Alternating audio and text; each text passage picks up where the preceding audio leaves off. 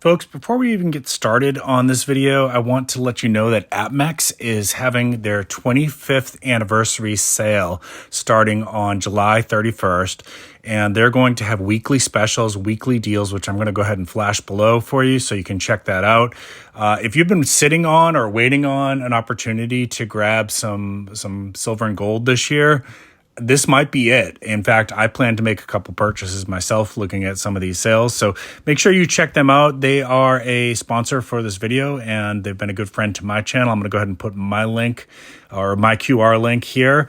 If you could, it helps me out a lot by using that. It tells them that I'm getting the message out. I don't get a specific commission for how many clicks I get through that. All it does is it gives them a count of how well I'm doing of getting the message out to check out Apmex, and lets them know that I'm being a good brand partner for them. So please use my link, which we've got flashed up on the screen here. And thank you so much for supporting Apmex. They have been a great supporter of this show.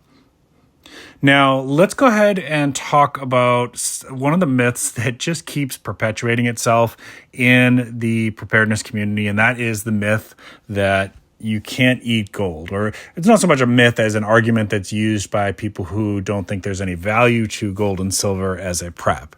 So I've done some videos on this before in the past, but it's been a hot minute. So let's go ahead and review why gold and silver is a good prep, and let's break down that and any other myths that I can think of in my little brain here as we work on this video. So gold and silver, yeah, you can't eat them, of course. Like that's, you also can't eat your pocket knife. You also can't eat your flashlight. There's a lot of things in preparedness that you can't eat, but they still have value for preparedness. So what are we saying here? Is it better to use your money to buy canned goods and invest in things like that than it is to buy gold and silver? I think that's a silly argument personally, because why can't you do both, right? So obviously any prepper worth their salt is going to tell you the first thing you should be working on is a way to purify water and a way to store water, right? Like that in terms of emergency preparedness is number one.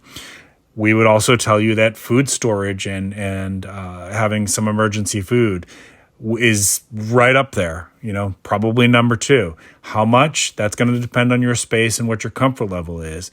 If you can store a year's worth of food, if you've got that and you can, kind of have stuff that's going to last that long, great. Not everybody has that much storage space, so work with what you can.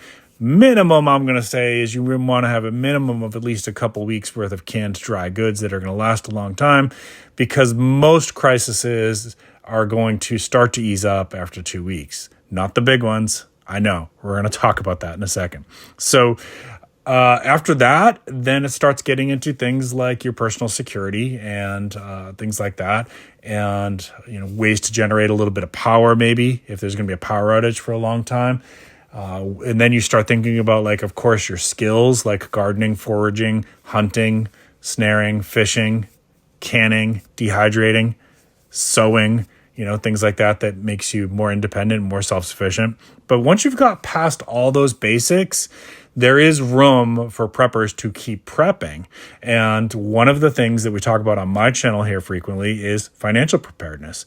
It was Furfal who famously wrote or said, there's very few problems in life that can't be solved with $5,000 of U.S. cash, a gold piece, an ounce of gold, and a Glock. And if you think about it, that is true, right? A lot of situations can be solved in one way or the other with just those few preps.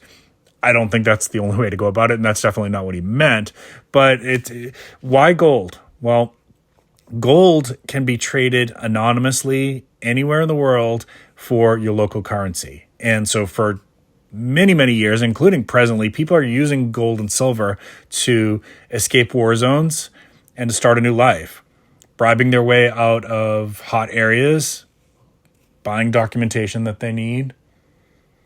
And it's one of the most anonymous forms of currency. It's survived the collapse of empires for thousands of years. There's, from a prepper standpoint, it's hard not to see how the value of this for a lot of situations that will be long-term, disaster kind of things. People are using it to get out of their countries. It's conceivable that you could have to do that.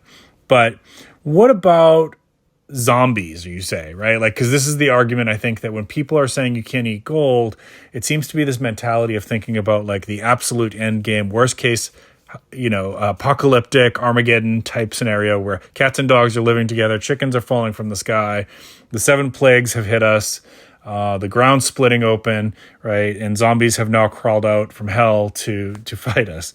Yeah, of course, gold and silver is not going to do you a whole lot of good in those situations, right? Like, it's beyond that. But what about every other situation up to the point of complete and total collapse? I have friends in the community here who've spoken publicly about using their gold and silver when they were in a crisis to sell it to get themselves into a better situation, a new home, because their home got destroyed in a fire and things like that. In fact, there was one, I don't want to name the person because it's not my story to tell, but one of the people in our community talks about being homeless and that she used her silver collection. She would sell it off little by little to feed herself. Well, if that's not prepping and survival, then I don't know what else is. And you can think about other situations where, you could sell your gold and silver because there was a medical emergency or because a storm damaged your property, right? So it's you have to think of it more than just like, I can't eat gold, and that it is a store of wealth. Now, one of the other arguments that I make against people who say, oh, you can't eat gold is that, okay, so you can't eat flashlights, you can't eat knives. But what happens if no zombies ever rise? The EMP that you think is going to happen never goes off, and you hit retirement and you spent all of your money on canned peaches and Spam. And now you're retiring and you have no financial preps. Okay, I guess you're going to be eating canned peaches and Spam for the rest of your life, and let me know how that goes for you. So diversifying some of your prepping budget into some financial assets, and not just silver and gold. You guys know I recommend other tangible assets such as land or properties. I believe investing my own money in passive income, businesses that give me dividend reimbursements and things like that, so that I'm actually earning money while I sleep. There's a lot of different ways that you can put your money to work for you as a financial prep, but gold and silver is part of that for me. And how much you want to put into that, of course, that's a personal decision. A lot of experts recommend 5% or 10% because it's been historically such a stable asset, okay, that it is used primarily to preserve wealth. And gold in particular does a pretty good job of staying pace with inflation. Silver has some catching up to do, but silver is great also for when you've got working with a limited budget and you want to get into some precious metals, right? And with gold, some people say, well, I can't afford gold, it's too expensive because the price has gotten so high. Look into 10th ounce rounds. That's what I usually go after. And there's other advantages to, having smaller denominations. If we did have like a barter system where I needed to exchange it in some other country or some, crazy situation like that, smaller denominations are less likely to attract you a lot of attention and tend to fall under sort of some reporting guidelines and things like that. Again, I'm not telling anybody out here to break the law or anything like that. I'm talking about extreme survival situations where you have to escape your country because it is no longer safe to live there. Okay, it's been taken over by, I don't know, some imaginary army from some enemy or whatever, internally, whatever, has made it now unsafe, and you decide that you have to get out of your country, okay? So we're going to have more conversations about this. We're going to break down some of the other myths and arguments against silver and gold. And, of course, everybody has to make a decision for themselves how they want to spend their prepping budget.